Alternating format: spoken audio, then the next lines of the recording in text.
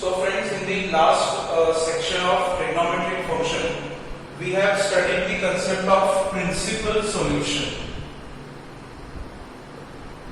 I will just revise what is principal solution.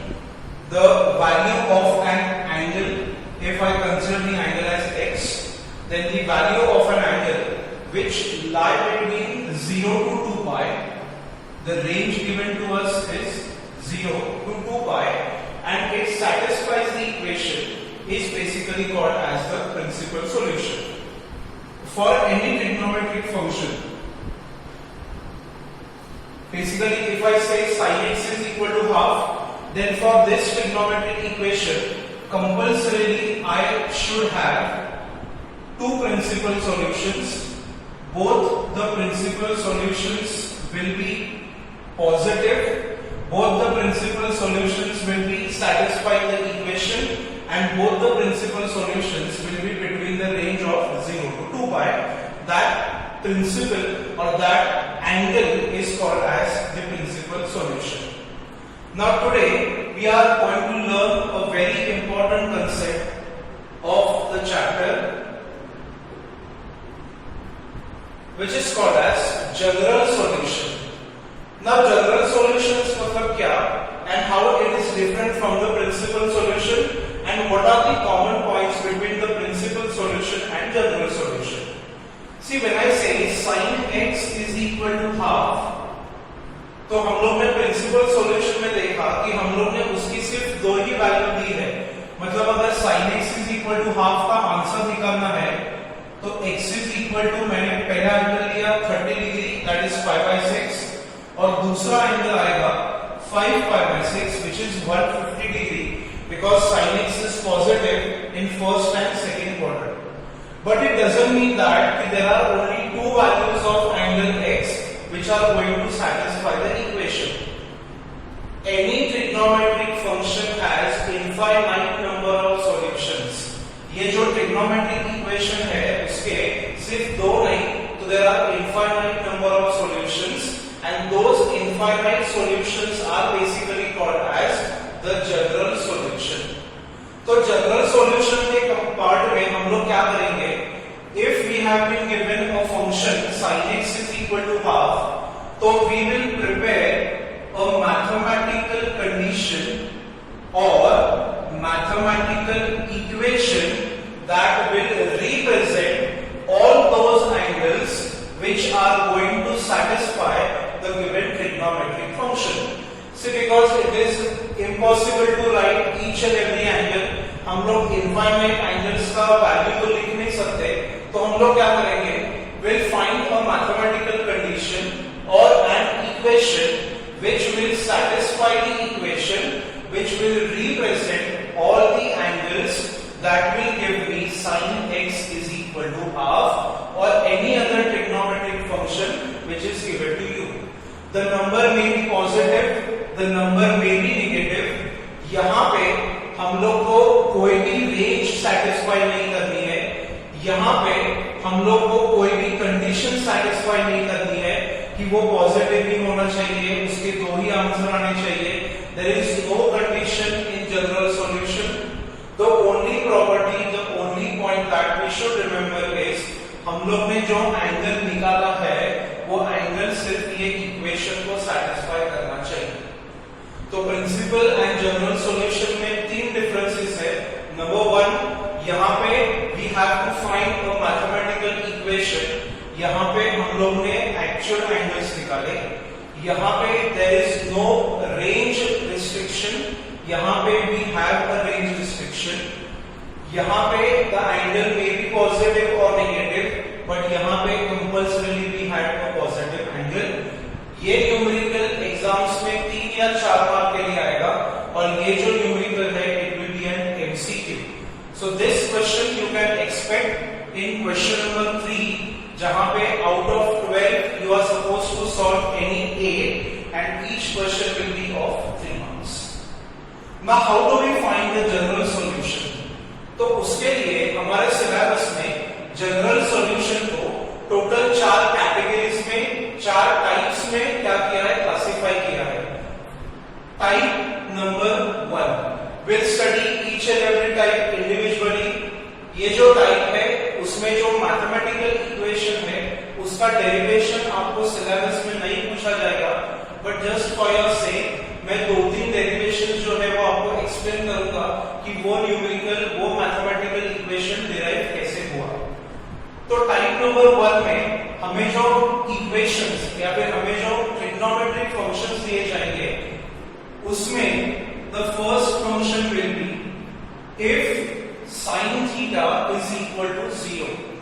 मतलब अगर sin के कोई भी एंगल की वैल्यू अगर मुझे आंसर 0 दे रही है तो how many angles are possible और which are those angles for which the angle theta और the function sin theta gives me the answer as 0।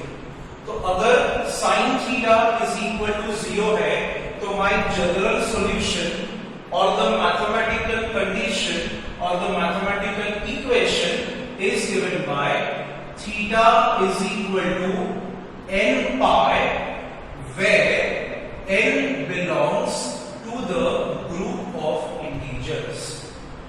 अगर मैंने कोई भी एंगल थीटा को 180 डिग्री मतलब पाई रेडियंस के इंटीग्रल मल्टीपल में अगर लिया तो for all those angles my function sine gives me an answer 0। You can check the equation. If I put n is equal to 1 तो मुझे थीटा की वैल्यू मिलेगी पाई मतलब 180, and if you find sin 180 की वैल्यू द आंसर इज 0। अगर आपने n is equal to minus put किया, if you put a negative integer, मान लो you have substituted -2, तो theta is equal to -2 pi, so my sin of -2 pi, how do I calculate that?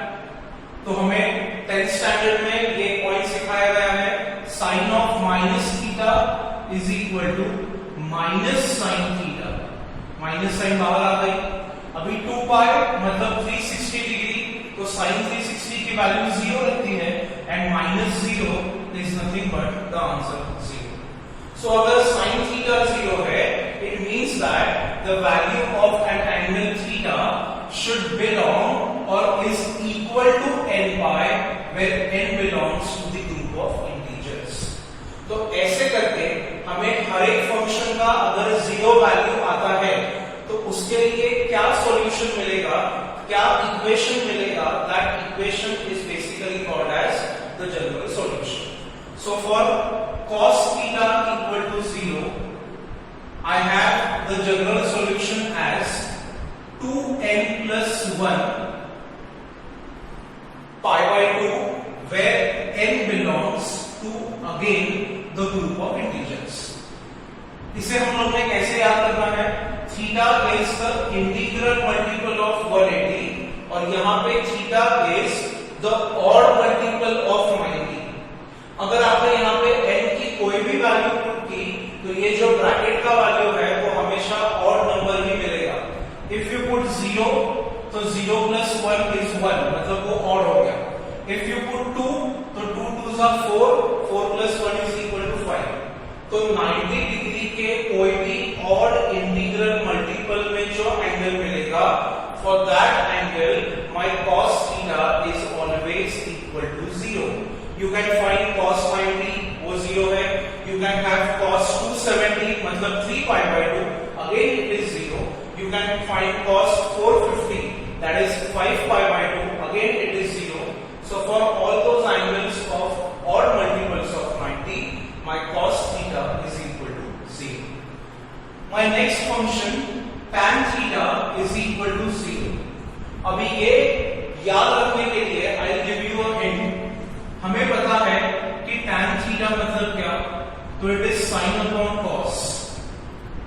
तो अगर tan की value 0 है, it means the ratio is 0, बरोबर। If the ratio is 0, the numerator has to be 0। So अगर numerator 0 है, it means that sin theta 0 होना चाहिए। But हम लोग ने पहले ही पॉइंट स्टडी किया है कि if sin theta is 0, what is theta equal to n pi। So अगर tan थीटा 0 है तो उसके लिए भी थीटा इक्वल टू क्या होना चाहिए, n pi। So type number 1 में, टाइप नंबर A में sin और tan ये का जो इक्वेशन है that equation is same which is equal to n pi. Similar to that अगर I have cot theta equal to 0 तो again we know that cot is equal to cos upon sin. तो अगर ये ratio मुझे 0 करना है तो my numerator has to be 0 and if numerator is 0 then my cos has to be 0 and if cos theta is 0 my theta is equal to 2n plus 1 pi by 2. So again it means that अगर cot theta 0 है तो उसका भी general solution क्या आएगा 2n plus 1 bracket के बाहर pi by 2. See many of the textbooks if you read or reference books if you read यहाँ पे +1 की जगह पे बहुत सारे बुक्स में -1 भी दिया है. 2n में 2n मतलब इवन नंबर, अगर इसमें आप 1 ऐड करो या फिर 1 सब्सट्रैक्ट करो the ultimate number that you get is basically an odd number. तो अगर आप गलती से भी 2n -1 भी लिख के आए पेपर में तो there is no harm to your answer, but make sure that कि अगर वो एमसीक्यू है और अगर 2n plus 1 दिया है या फिर -1 दिया है तो वो आपको म्यूचुअली क्या करना पड़ेगा, चेक करना पड़ेगा. Otherwise in exams minus plus both the signs are acceptable because हमें ये ब्रैकेट्स वगैरह कुछ सिंपलीफाई नहीं करना है. आपको न्यूमेरिकल सेक्शन में वो समझ में आ जाएगा कि ये इक्वेशंस हमें अप्लाई कैसे करने हैं. सो जनरल सॉल्यूशन का पहला सेक्शन जिसमें हम लोग ने फर्स्ट टाइप स्टडी किया कि अगर कोई भी फंक्शन का आंसर इक्वल टू 0 है तो उसके रिस्पेक्टिव एंगल्स का वैल्यू ये फॉर्मेट में आना चाहिए. अभी अगर आपने नोटिस किया तो मैंने यहाँ पे सिर्फ 4 ट्रिग्नोमेट्रिक फंक्शंस लिखे हैं. sec and cosec they are missing. The only reason I have not written sec and cosec over here is if sec theta is 0 and cosec theta is 0, अगर आपको ये दिया है तो the theta is a not defined function because there is no such angle for which my value of sec and cosec are 0. इसका reason दो forms में आएगा. फॉर्म नंबर 1 हमें पता है कि sec थीटा अगर मान लो 0 हो गया इसका मतलब क्या हुआ, we know that sec is equal to 1 upon cos. समझ में आ रहा है. sec थीटा अगर मान लो 0 हो गया तो sec थीटा का डेफिनेशन क्या है, it is 1 upon cos. और मैंने आपको पहले ही बोला है कि अगर रेशियो की वैल्यू इक्वल टू 0 चाहिए तो न्यूमरेटर 0 होना चाहिए, बट न्यूमरेटर में क्या है हमारे पास 1 and 1 is basically mathematically exactly not equal to 0. मतलब ये जो कंडीशन है वो एक हाइपोथेटिकल एब्स्ट्रैक्ट कंडीशन है. ये हो गया इसका रीजन नंबर 1. इसका रीजन नंबर 2 जो है, अगर आपने 11th स्टैंडर्ड का ट्रिग्नोमेट्री स्टडी किया है तो उसमें सिखाया जाता है sec theta has its value either greater than or equal to +1 or it is less than or equal to -1. It cannot have the value between -1 and +1. मतलब ये जो 0 है वो sec theta के लिए अवेलेबल नहीं है. It is either greater than or equal to 1 or it is less than or equal to -1. This is the only reason why अगर sec और cosec equal to 0 आते हैं, generally 99% वो नहीं आएंगे, but if in case they come in the numerical, then you have to write theta is not defined. उसके लिए कोई भी एंगल एग्जिस्ट नहीं करेगा. सो पहले स्लाइड में जनरल सॉल्यूशन का टाइप नंबर ए आप स्टडी कर लो. ये जो 4 इक्वेशंस है और ये जो 4 सॉल्यूशंस है उसका आप एक टेबल तैयार करो. फर्स्ट कॉलम में you have to write trigonometric function, उसके ऊपर लिखो टाइप ए. सेकेंड कॉलम में you have to write general solution and respective function के सामने आप उसका वैल्यूएबल आंसर जो है वो लिखो. मैं आपको ये पूरा टेबल, ये but just to make some notes while going through the video, you can use that. Table में एक बाजू में फंक्शन, दूसरे बाजू में जनरल सॉल्यूशन. अभी नेक्स्ट स्लाइड में I will show you the remaining two types where